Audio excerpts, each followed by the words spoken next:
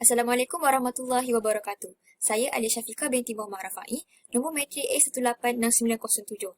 Saya akan membentangkan pengenalan berkaitan dengan tajuk kami.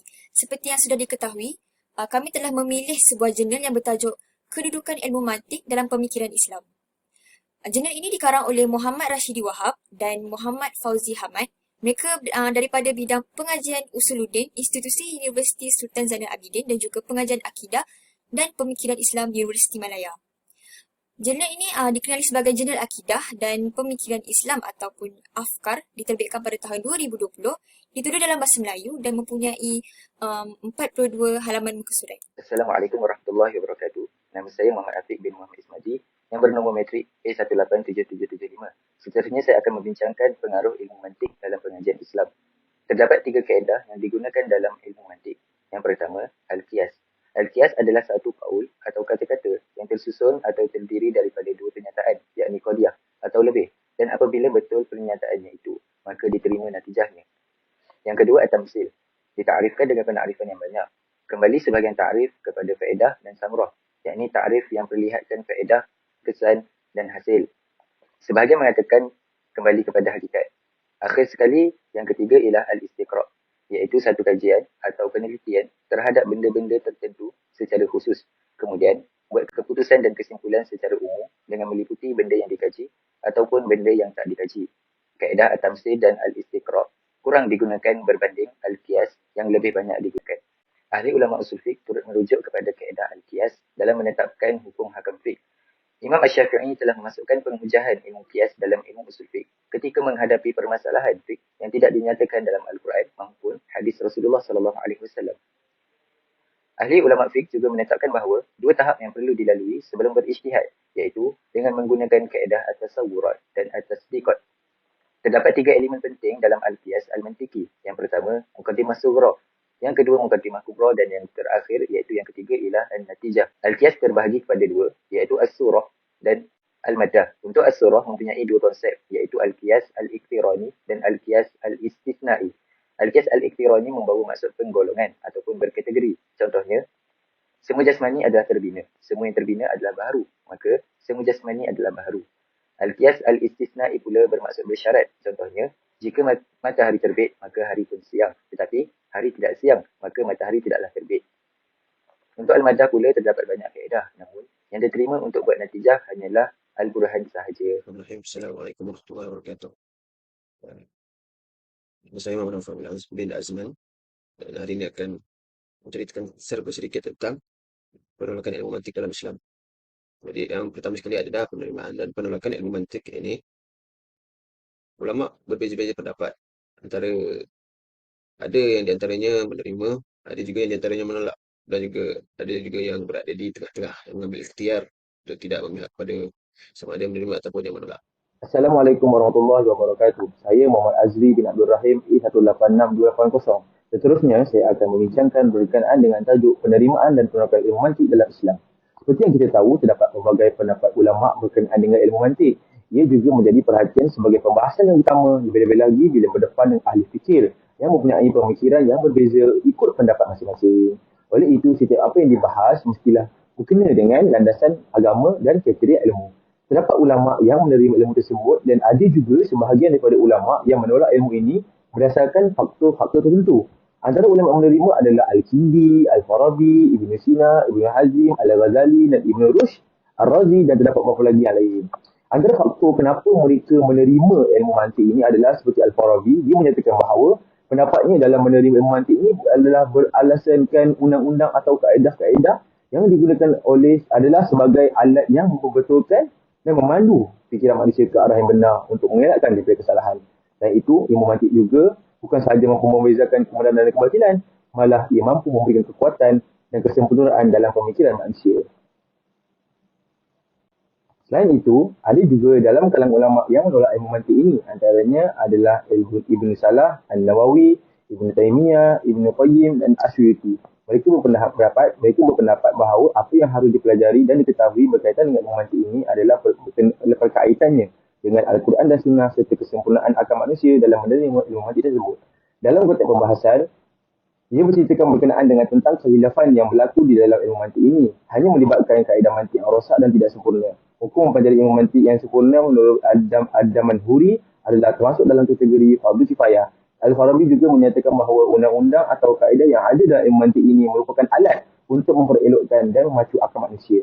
Bagi Ibn Sina pula, ilmu mantik juga berfungsi sebagai alat yang membentuk kaedah bagi mengawasi pemikiran manusia agar mereka tidak silap langkah di dalam mereka berfikir untuk membuat satu keputusan. Imam Al-Ghazali juga ada menyatakan bahawa metod yang digunakan di dalam mantik merupakan metod yang jarang berlaku kesalahan. Walaupun ilmu mantik ini bukan dihasilkan oleh orang Islam, akan tetapi beliau, Imam Al-Ghazali tetap berpendiam bahawa kita perlu menilai sesuatu kebenaran itu terlebih dahulu, maka kita akan mengenali ahlinya. Di dalam peranan ilmu mantik, para ulama menyebut baik peranan mantik dalam menjelaskan lagi apa yang terkandung di dalam Islam. Ibn Rushd mengatakan bahawa dalil dan syarak telah mewajibkan manusia mengenali Allah Subhanahu Wa Taala dan berfikir serta melihat kepada perkara-perkara al-mawjudat. Ini bertepatan dengan peranan mantik serta ilmu falsafah dalam mempergunakan akal bagi mengenal Allah Subhanahu Wa Taala. Ar-Razi juga berpendapat mantik juga merupakan satu disiplin ilmu yang bersifat khusus dan bukan lagi alat bagi ilmu. Dengan itu, ilmu mantik menjadi satu medan pembahasan ilmu dan bukannya sebuah alat yang berada di dalam suatu ilmu. Kita masuk kepada ulama yang menolak. Yang pertama sekali adalah Ibn Taymiyah. Ibn Taymiyah ini didapati mengkritik Asy'ariyah dan Maturidiyah kerana menerima kaedah pendalilan akli mantik yang dikatakan daripada metodologi sesat Mu'tazilah dan logik falsafah Greek. Kita dapat lihat perkara ini, kita dapat lihat penentangan beliau dalam penulisan karya beliau iaitu Nukat Al-Mantiq. Beliau menentang golongan yang menyatakan bahawa fardu kifayah bagi mempelajari ilmu mantiq ini. Jadi, seterusnya, uh, penentangan ini diteruskan oleh anak murid beliau iaitu Ibnu Qayyim. Ibnu Qayyim ini adalah anak murid pada Ibnu Taimiyah yang mana juga menolak ilmu ini atas sebab yang sama. Beliau juga menyatakan bahawa pembelajaran ilmu mantiq mampu membawa kekacauan kepada manusia. Seterusnya, As-Suyuti.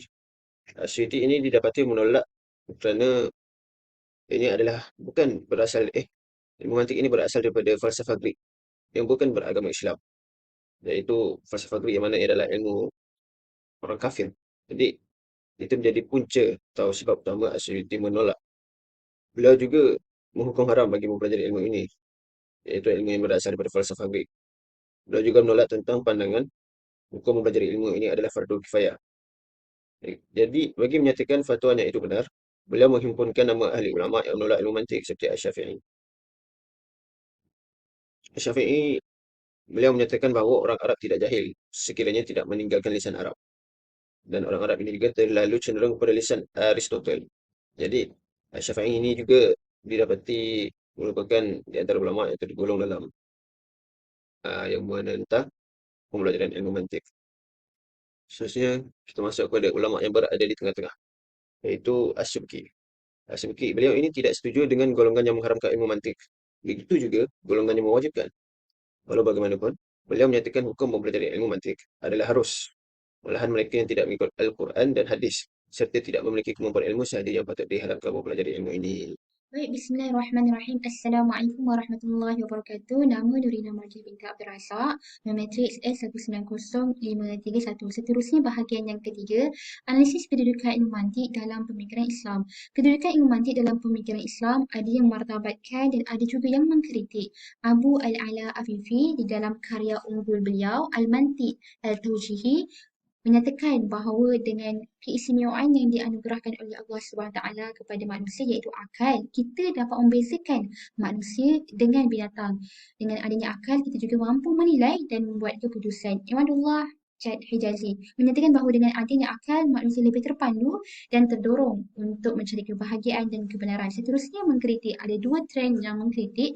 Trend yang pertama, mereka menolak ilmu mantiq dengan melihat dari aspek luaran sahaja, dan ulama untuk trend ini juga tidak bersetuju dan menolak ilmu mantiq kerana ilmu mantiq tidak selari dengan praksi Islam. Seterusnya trend yang kedua, mereka menolak ilmu mantiq kerana melihat dari aspek dalaman, dan ulama trend ini juga menolak ilmu mantiq kerana terdapat kelemahan dan kesilapan dalam susunan kaedah. Seterusnya, analisis kedudukan ilmu mantik dalam pemikiran Islam. Terdapat kenyataan-kenyataan yang tidak benar seperti manusia meninggal dunia membawa banyak dosa besar selain daripada syirik adalah lebih baik daripada meninggal dunia membawa ilmu kalam. Ibnu As-Sakir menyatakan bahawa manusia meninggal dunia dengan membawa fahaman bid'ah adalah lebih teruk. Fahaman bid'ah yang dimaksudkan oleh Asy-Syafi'i di dalam riwayatnya seperti Syiah, Khawarij, Mu'tazilah dan lain-lain. Seterusnya, Mu'tazilah meninggalkan Al-Quran dan Hadis menjadikan akal sebagai pegangan utama, manakala Asy-Syafi'i berpendapat bahawa perlunya menguasai ilmu kalam terlebih dahulu sebelum menguasai ilmu fiqh. Seterusnya, kenyataan yang tidak benar dari golongan Mu'tazilah.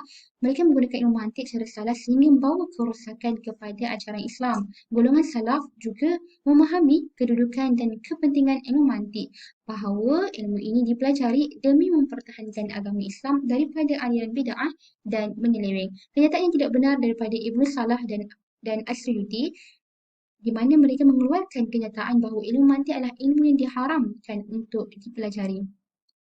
Sebaliknya, mereka tidak dapat menguasai ilmu mantik dengan baik sehingga menyebabkan guru mereka meminta mereka memfokuskan kepada ilmu-ilmu berkaitan nakliyah yang sesuai dengan kemampuan mereka. Sekian. Saya Siti Fazlina binti Fairuz bernombor matrik A190475 akan melanjutkan pembentangan ini. Ia bermula dengan Al-Farabi. Karya-karya mantik great kiat dibawa masuk ke dalam dunia Islam. Seterusnya, tokoh pertama yang menilai ilmu mantik secara jelas adalah Asy-Sy'ari. 200 tahun selepas itu, Al-Ghazali telah menyempurnakan usaha Asy-Sy'ari. Dalam kitab As-Sunnah, Mu'adz bin Jabal menyatakan bahawa kebenaran hendaklah diterima walaupun daripada sesiapa pun yang datang, sekalipun daripada orang kafir atau orang fasik. Peranan ilmu mantik dalam pendidikan. Yang pertama adalah kepentingan menguasai ilmu mantik dinampakkan ternyata masih lagi relevan. Universiti yang menawarkan bidang pengajian Islam dan satu universiti terkemuka iaitu Universiti Al-Azhar telah mewajibkan mahasiswa untuk mengambil ilmu mantik. Yang akhir sekali, ia telah menjadi senjata utama untuk membenteng daripada pelbagai serangan ideologi dan pemikiran yang menyeleweng pada masa kini. Ulasan kritis artikel ini yang pertama adalah satu tindakan yang bernas dan baik oleh satu institusi terkemuka iaitu Universiti Al-Azhar bila mana subjek mantik ini diwajibkan untuk semua pelajar pendidikan Islam. Seterusnya, satu tindakan yang wajar juga sekiranya subjek ini diwajibkan di institusi-institusi yang turut menawarkan bidang pengajian Islam. Yang seterusnya adalah penulis ada menyatakan bahawa pandangan orang bukan Islam boleh diterima dengan syarat ia perlu diteliti dengan cermat. Ini menunjukkan bahawa ia satu penerimaan yang lunas kerana Islam ini bersifat syukur. Dan akhir sekali, sebagai pengukuhan dengan gabungan antara Al-Quran, Hadis dan akal menatijahkan kenyataan yang boleh diterima oleh akal yang waras dan tidak mengikuti hawa nafsu semata. Itulah ilmu mantik yang sebenar dalam pemikiran. Seterusnya, saya akan membentangkan kesimpulan daripada ulasan kami yang bertajuk Kedudukan Ilmu Mantik dalam Pemikiran Islam. Artikel ini terbukti banyak menjelaskan kedudukan ilmu mantik dalam pemikiran Islam. Di sini, pekaji telah mengulas artikel ini serta dapat mengenal pasti ulama Islam yang berkait dengan ilmu mantik sama ada dari segi penerimaan atau penolakan mereka. Terdapat beberapa ulama yang menerima ilmu mantik dengan alasan mereka sendiri dan alasannya disokong oleh ulama lain dan ada ulama yang menolak alasan tersebut. Daripada jurnal ini, pekaji telah memberi kritikan dengan memperkukuhkan lagi kewajaran mempelajari ilmu mantik kerana ilmu mantik adalah ilmu berfikir yang menjadi teras kepada pelbagai ilmu yang lain. Wallahu a'lam. Sekian saja perbentangan kami. Assalamualaikum.